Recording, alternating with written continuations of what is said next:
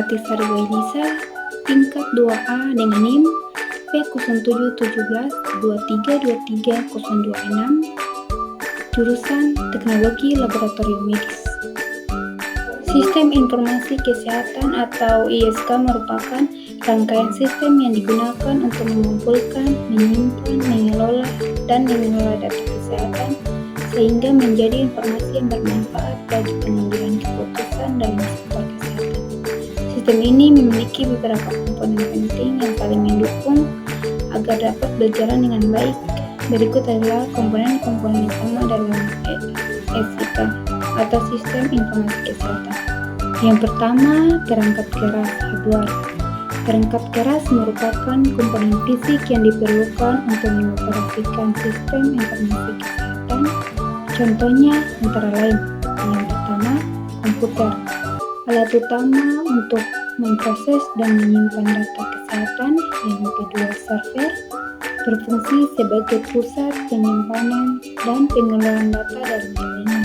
Yang ketiga, perangkat mobil seperti tablet atau smartphone yang digunakan oleh tenaga medis untuk mengakses data dari mana saja.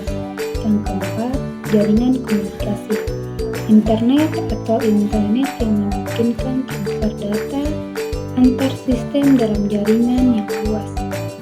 Yang kedua, perangkat lunak software adalah program-program yang digunakan untuk menjalankan fungsi sistem informasi kesehatan. Beberapa contoh jenis software dalam sistem informasi kesehatan antara lain, yang pertama, Electronic Health Record atau EHR berfungsi untuk digunakan untuk menyimpan dan mengelola catatan medis elektronik pasien. Kedua, sistem manajemen rumah sakit atau Hospital Management System digunakan untuk mengelola operasi sehari-hari di rumah sakit, mulai dari administrasi pasien, jadwal operasi hingga penanganan farmasi. Yang ketiga, sistem analisis kesehatan. Software ini digunakan untuk menganalisis data kesehatan yang besar guna mendukung pengambilan keputusan strategis. Yang ketiga, basis data atau database merupakan tempat penyimpanan data yang digunakan dalam sistem informasi kesehatan. Komponen ini sangat krusial menyimpan data-data penting seperti pertama, informasi pasien, data demografis, rekam medis, hasil laboratorium, dan riwayat pengobatan. Kedua, data operasional, informasi terkait manajemen rumah sakit seperti ketersediaan tempat tidur, jadwal tenaga medis, dan pengelolaan keuangan.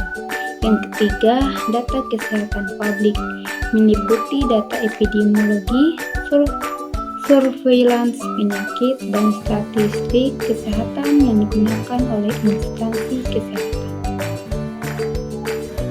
Yang keempat, prosedur dan proses operasional, langkah-langkah dan kebijakan yang digunakan dalam pengoperasian sistem informasi kesehatan. Setiap sistem informasi kesehatan harus memiliki komponen berikut ini. Yang pertama, protokol penggunaan data, mengatur siapa saja yang dapat mengakses data tertentu dan bagaimana data tersebut dapat digunakan. Yang kedua, kebijakan privasi, menjaga kerahasiaan integritas data pasien sesuai dengan hukum yang berlaku. Yang ketiga, proses pengolahan data, langkah-langkah bagaimana data dikumpulkan, dimasukkan, dan dianalisis dalam sistem untuk menghasilkan informasi yang berguna. Yang kelima, itu sumber daya manusia. Manusia adalah komponen vital dalam sistem informasi kesehatan.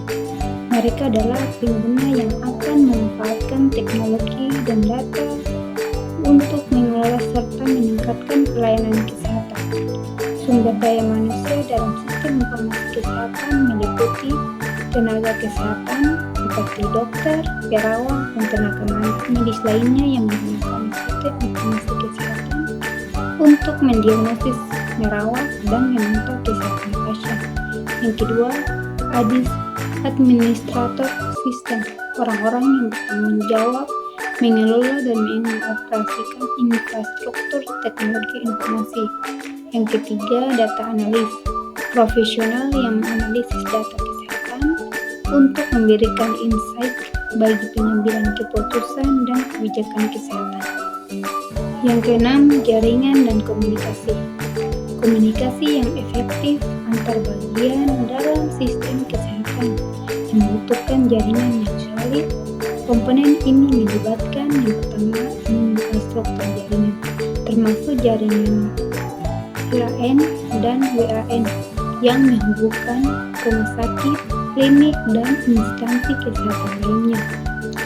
Yang kedua, teknologi telekomunikasi seperti telemedicine yang memungkinkan pasien berkonsultasi dengan dokter tanpa harus datang ke fasilitas kesehatan. Yang ketiga, keamanan jaringan, termasuk enkripsi dan firewall untuk melindungi data kesehatan dari ancaman siber dan memastikan informasi tetap aman. Yang ketujuh, manajemen data dan kelola data. Dalam sistem informasi kesehatan, manajemen data harus dilakukan dengan baik untuk memastikan akurasi dan relevansi informasi. Tata kelola data mencakup yang kedua, standar dan protokol data, memastikan bahwa data yang dihasilkan konsisten dan dapat diintegrasikan dengan sistem lain. Yang ketiga, pengolahan data, mengubah data mentah menjadi informasi yang bermakna melalui proses analisis dan interpretasi. Yang ketiga, keamanan dan privasi data, implementasi prosedur untuk menjaga kerahasiaan informasi sensitif, termasuk penggunaan enkripsi, autentikasi pengguna, dan kontrol akses. Yang kedelapan, penggunaan dan pengambilan keputusan. Pada akhirnya, komponen utama dari sistem informasi kesehatan adalah para pengguna yang mengakses informasi tersebut untuk membuat keputusan yang lebih baik. Ini dapat mencakup yang pertama, dokter dan tenaga medis, membutuhkan informasi real time tentang kondisi pasien yang memberikan perawatan yang tepat. Yang kedua, manajemen rumah sakit, menggunakan data operasional untuk meningkatkan efisiensi dan kualitas pelayanan. Yang ketiga, pengambilan kebijakan kesehatan, menggunakan data dari sistem informasi kesehatan untuk merancang kebijakan kesehatan masyarakat yang lebih baik. Berikut yaitu kesimpulan. Komponen-komponen ini bekerja secara sinergis untuk memastikan bahwa sistem informasi laboratorium medis dapat beroperasi dengan efektif, efisien, dan aman. Penggunaan sistem informasi ini membantu meningkatkan kualitas pelayanan kesehatan serta mengurangi